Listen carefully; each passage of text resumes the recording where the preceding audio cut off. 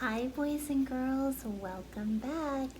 I hope you are having a wonderful day and are excited to continue reading along with me in Charlotte's Web. Yesterday we left off where Wilbur was just left at Uncle Homer Zuckerman's barn, where he's now going to live. Chapter 3 is called Escape. The barn was very large. It was very old. It smelled of hay and it smelled of manure.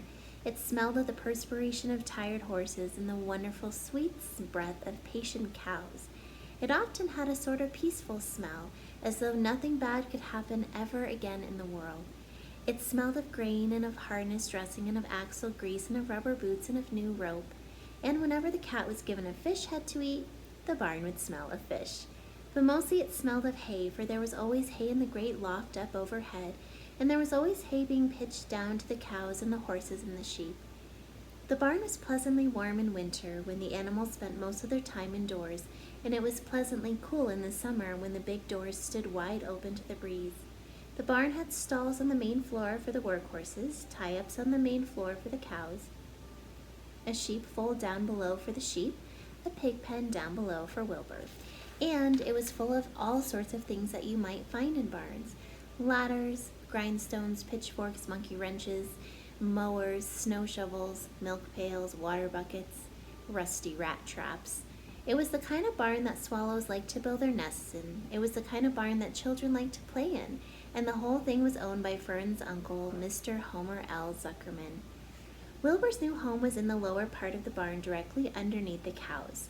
Mr. Zuckerman knew that a manure pile is a good place to keep a young pig. Pigs need warmth, and it was warm and comfortable down there in the barn cellar on the south side. Fern came almost every day to visit him. She found an old milking stool that had been discarded, and she placed a stool in the sheepfold next to Wilbur's pen. Here she sat quietly during the long afternoons, thinking, listening, and watching Wilbur. The sheep soon got to know her and trust her. So did the geese who lived with the sheep. All the animals trusted her. She was so quiet and friendly. Here is Wilbur. And there's Fern.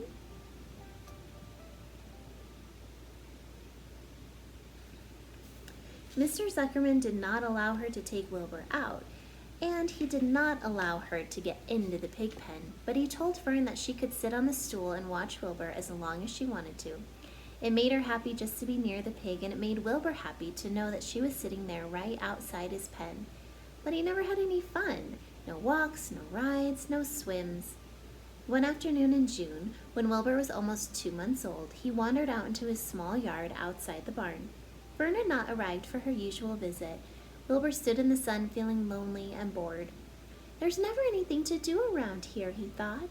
He walked slowly to his food trough and sniffed it to see if anything had been overlooked at lunch. He found a small strip of potato skin and ate it. His back itched, so he leaned against the fence and rubbed against the boards. And when he tired of this, he walked indoors, climbed to the top of the manure pile, and sat down. He didn't feel like going to sleep. He didn't feel like digging. He was tired of standing still and tired of lying down. I'm less than 2 months old, and I'm tired of living, he said. He walked out to the yard again. When I am out here, he said, there's no place to go but in. And when I'm indoors, there's no place to go but out in the yard. That's where you're wrong, my friend, said a voice. Wilbur looked through the fence and saw the goose standing there.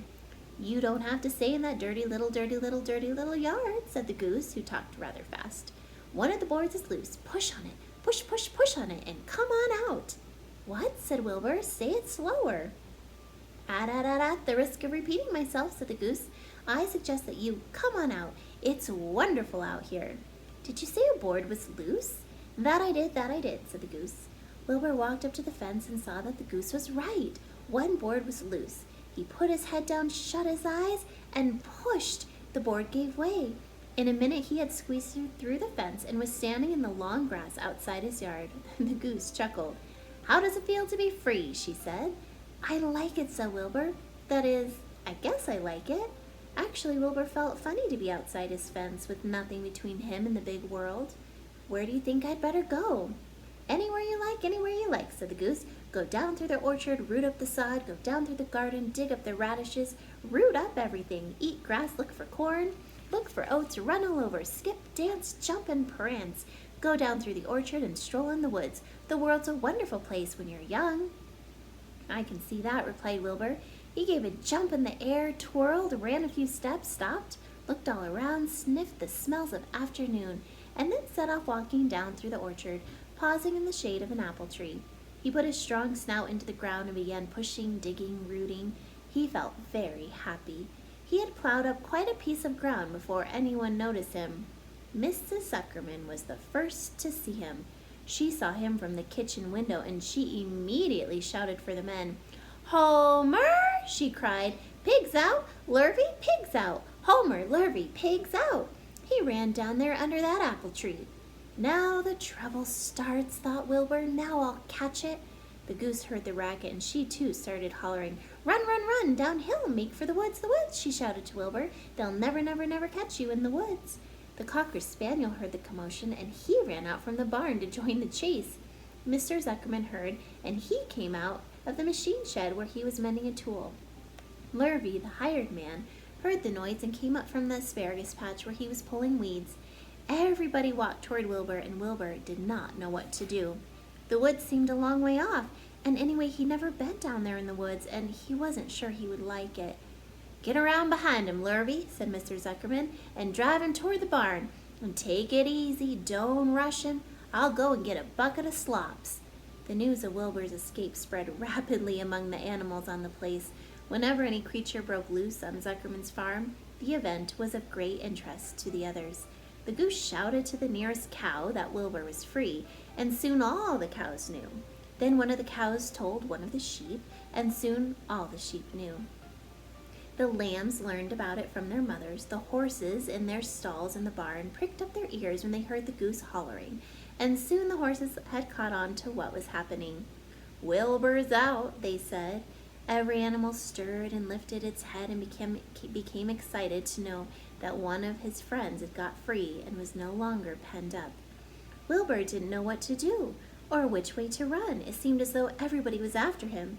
"If this is what it's like to be free," he thought, "I believe I'd rather be penned up in my own yard." The cocker spaniel was sneaking up on him from one side. Lurvy, the hired man, was sneaking up on him from the other side. Mrs. Zuckerman stood ready to head off if he started for the garden. And now Mr. Zuckerman was coming down toward him carrying a pail. "This is really awful," thought Wilbur. "Why doesn't Fern come?" He began to cry. The goose took command and began to give orders. "Don't just stand there, Wilbur. Dodge about," cried the goose. "Skip around, run toward me, slip in and out, in and out, in and out, make for the woods, twist and run." The cocker spaniel sprang for Wilbur's hind legs. Wilbur jumped and ran. Lurvy reached out and grabbed. Mrs. Zuckerman screamed at Lurvy. The goose cheered for Wilbur. Wilbur dodged between Lurvy's legs. Lurvy missed Wilbur and grabbed the spaniel instead. Nicely done," cried the goose. Try it again. "Run downhill," suggested the cows. "Run toward me," yelled the gander. "Run uphill," cried the sheep. "Run, turn, and twist," honked the goose. "Jump and dance," said the rooster.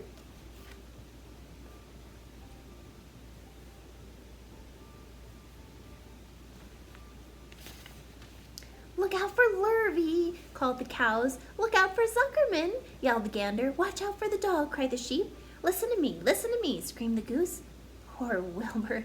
He was dazed and frightened by this hullabaloo. He didn't like being the center of all this fuss. He tried to follow the instructions his friends were giving him, but he couldn't run downhill and uphill at the same time. He couldn't turn and twist when he was jumping and dancing, and he was crying so hard that he could barely see anything that was happening. After all, Wilbur was a very young pig, not much more than a baby, really. He wished Fern were there to take him in her arms and comfort him. When he looked up and saw Mr. Zuckerman standing quite close to him holding a pail of warm slops, he felt relieved. He lifted his nose and sniffed. The smell was delicious. Warm milk, potato skins, wheat middlings, Kellogg's corn flakes, and a popover left from the Zuckerman's breakfast. "Come, pig," said Mr. Zuckerman, tapping the pail. "Come, pig." Wilbur took a step toward the pail. No, no, no, no, no, no, said the goose. It's the old pail trick, Wilbur.